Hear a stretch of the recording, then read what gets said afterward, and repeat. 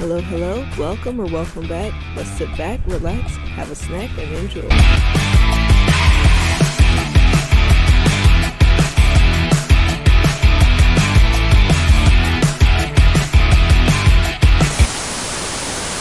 Sit at My Grave, Season 4, Sanity or Salvation, Chapter 27. Pacing back and forth, never feeling comfortable regardless of the position he took while he laid down. It was off and on, up and down. He couldn't seem to calm. There was no focus in his head, aside from always seeming to hear the ticking of that hypnotizing clock. The sun was the final decider. It was time to get up. He'd finally won the battle with his grandmother, and as a result, he was waking up on the couch. The outside light seemed too bright for the date that the calendar read, blindingly so. Arden sat up on the couch, facing the window responsible for letting the sun in. His face scrunched, black hair tousled around from the endless movements and hands running through it. He finally turned away from the beam, letting his head fall in his hands. He knew today was coming. There was nothing he could have done to stop it, but I thought you'd be here before. I thought I would have. Arden's thoughts scrambled.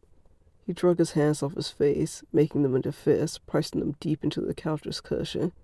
He sat there with his thoughts for a moment. They could have spent the day together. Now, he would spend it remembering who he used to know. He stood to his feet, dragging himself across the floor. He hadn't got any sleep, but that wasn't new. The reasoning had changed a bit. Besides trying to hide from the day he was in, there was a fear that always breathed up his spine when he tried to rest. He couldn't help but fear if that thing was lurking.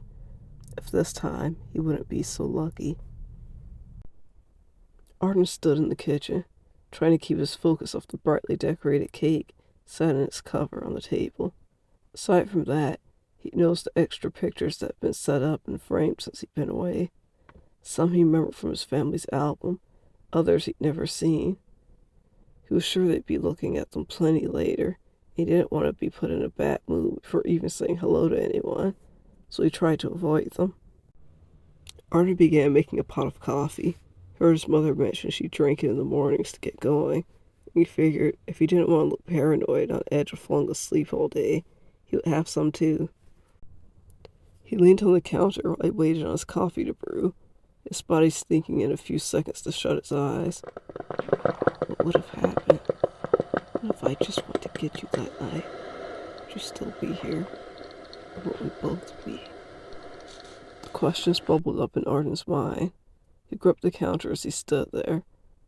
But a loud, familiar ring shook him out of his thoughts. He looked puzzled for a second, but then remembered. Home meant his family's resources again. He checked his phone, his sleepy eyes widening. Gallon was calling him. He gritted his teeth. His sloppy apology came into mind, along with asking him for money. He was probably wondering why he hadn't called him. How did it look?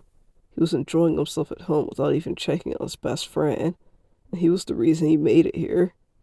Apprehensively, he answered the phone. Hello?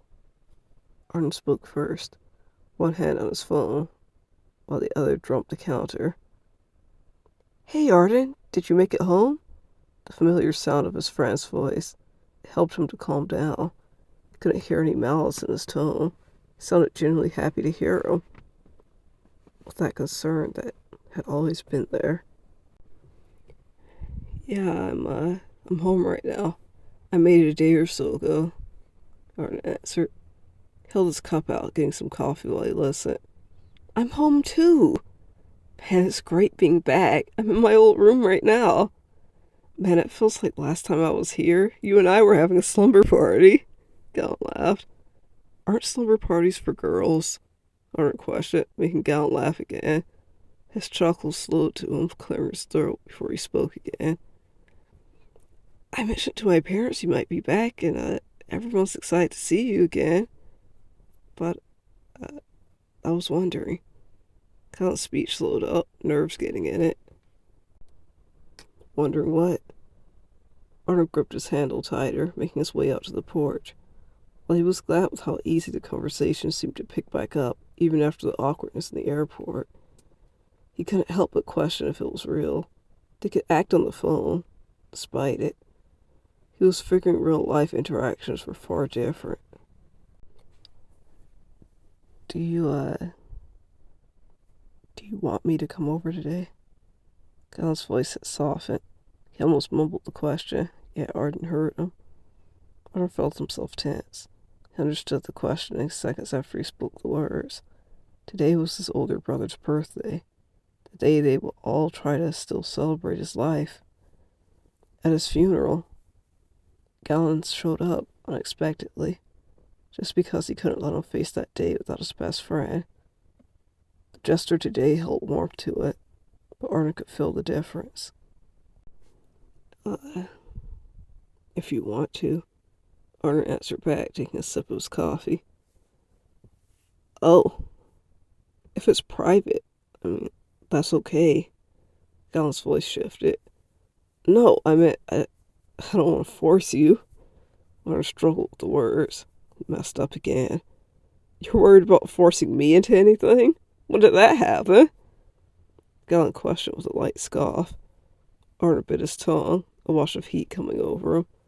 Couldn't get anything out without a stutter. He had a hard time realizing if it was real shock from Gallon, or if his tone had offended him and he had enough. You don't have to sound so shocked. I'm not trying to be a bad person. Arden fought back weakly.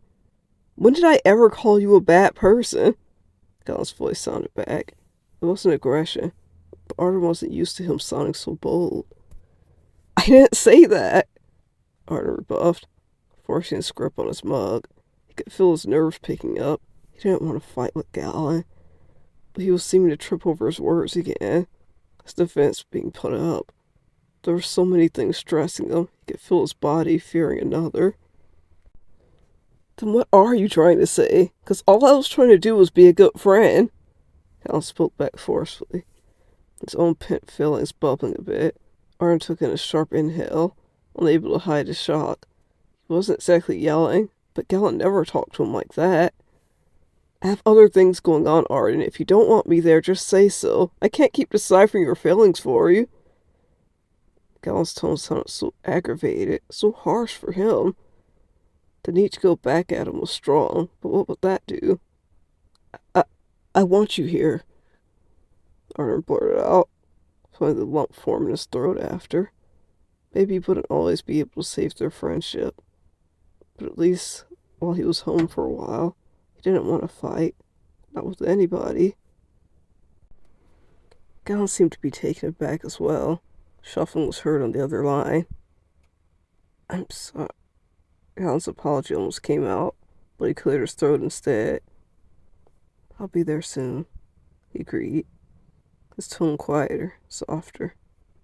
See you then, Arden weakly answered back before they hung up. Arden stood in the silence, before taking a long, slow sip of his coffee. He had no idea how today would turn out.